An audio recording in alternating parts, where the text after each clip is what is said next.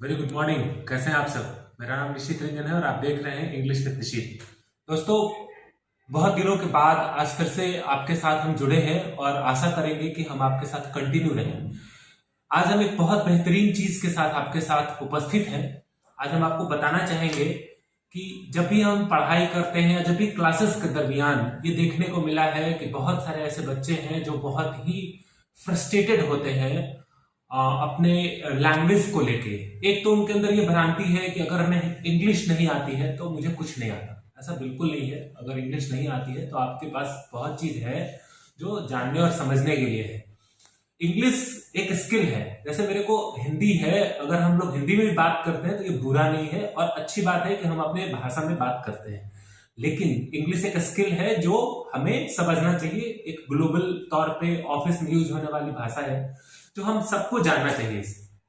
और अगर आपके पास स्किल है तो अच्छी बात है। और इसीलिए दुनिया में जो तमाम लोग हैं, स्पेशली जो हम हिंदी स्पीकिंग लोग हैं, वो इंग्लिश को इम्प्रूव करना चाहते हैं। वो हम चाहते हैं कि हमारे इंग्लिश इम्प्रूव हो। तो आज हम आपके लिए लाए हैं कुछ टिप्स जिससे कि हम अपने इंग्लिश को इम्प्रूव कर पाए।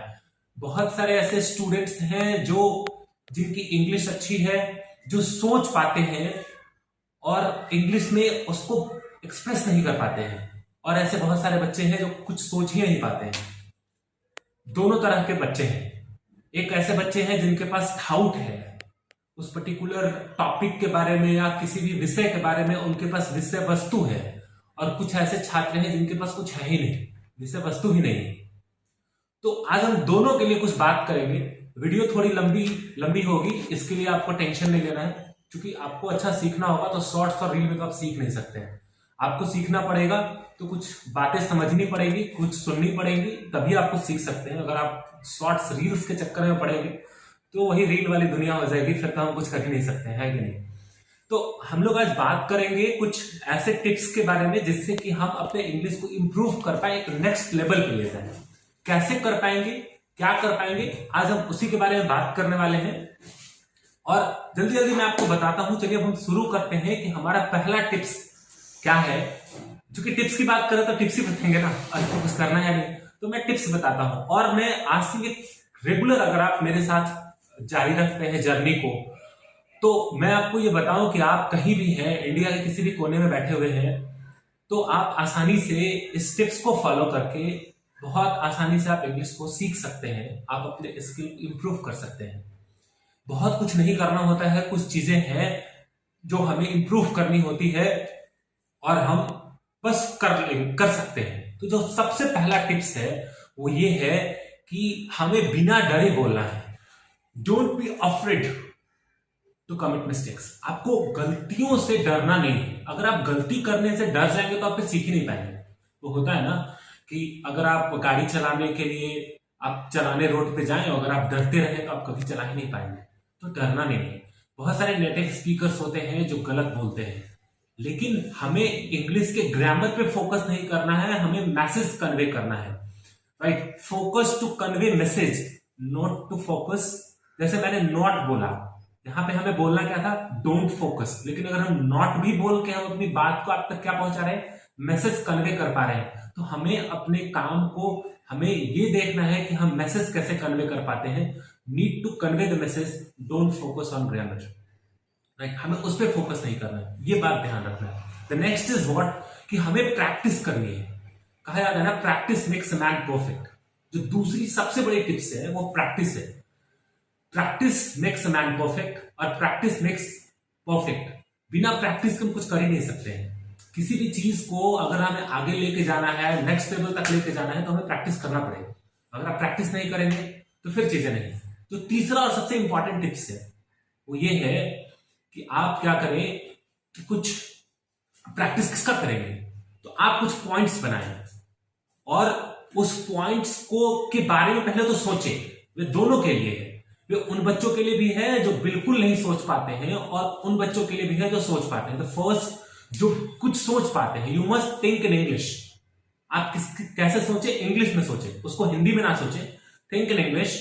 जब आप सुबह उठते हैं कैसे सोचना है? Once you get up early in the morning, right, you must think that कि यार आज मेरे को ये करना है। That particular point you must think in English. आप उसको इंग्लिश में सोचिए, राइट।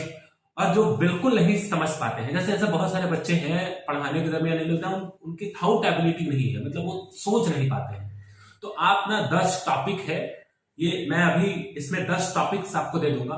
वो 10 टॉपिक आप देखेंगे कि कौन कौन से ऐसे 10 टॉपिक हैं, आपको स्क्रीन पे दिखेगा 10 टॉपिक। वो 10 टॉपिक पे आप प्रैक्टिस करें, है ना। वो 10 टॉपिक पे आप सोचें और थिंक दैट आप 1 मिनट का बोलने का प्रैक्टिस करें। उस पर क्या प्रैक्टिस करें, तो जो सोचे, जो टॉपिक देखें, उसमें से 10 टॉपिक है, हर दिन एक टॉपिक ले, 1 मिनट बोलने की कोशिश करें।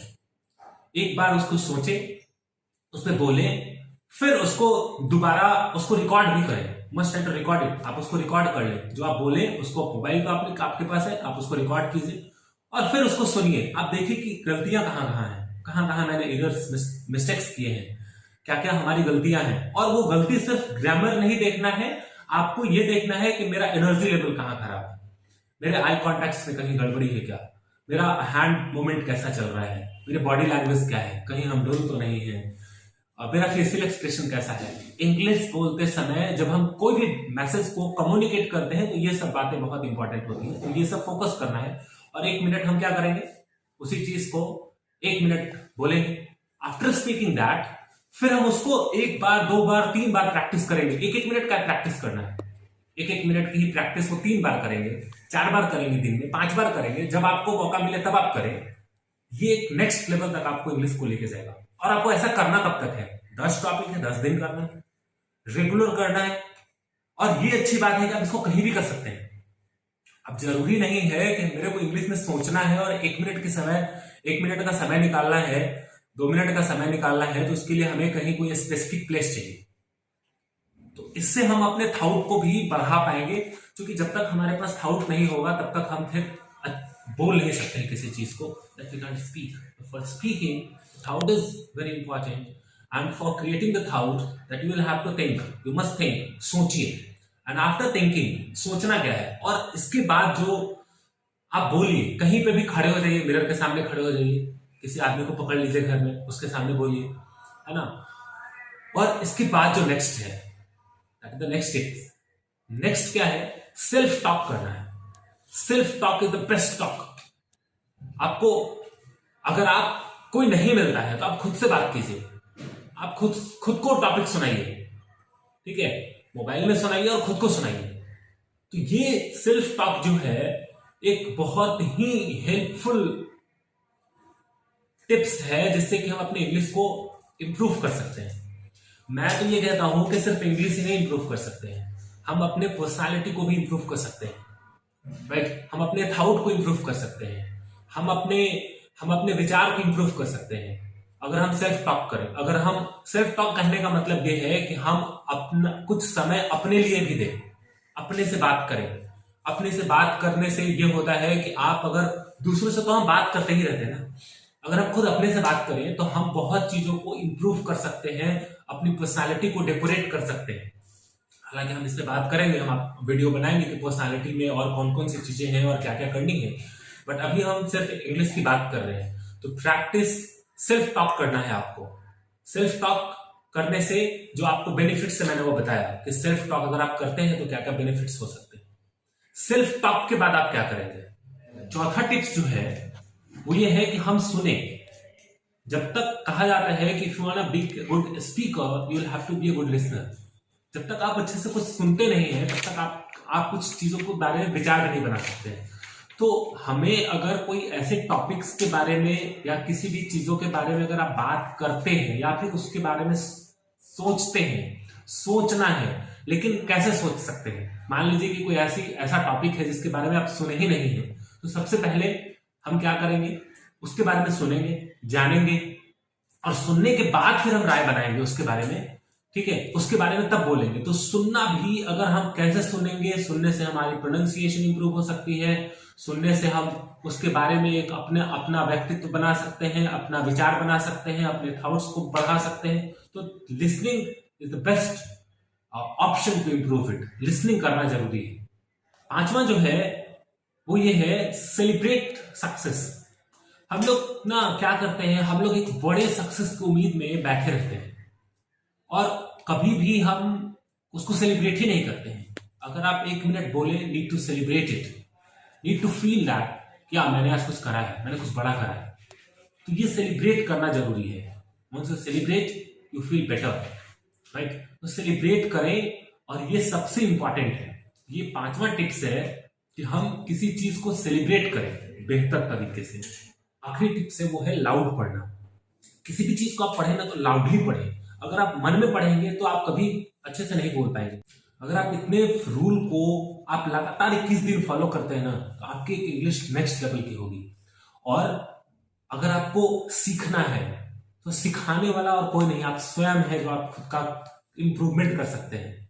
तो आइए हम आपको टिप्स देते हैं और आप उस टिप्स को फॉलो कीजिए और अपनी इंग्लिश को बेहतर बनाइए। धन्यवाद। आप देख रहे थे इंग्लिश विद निशित।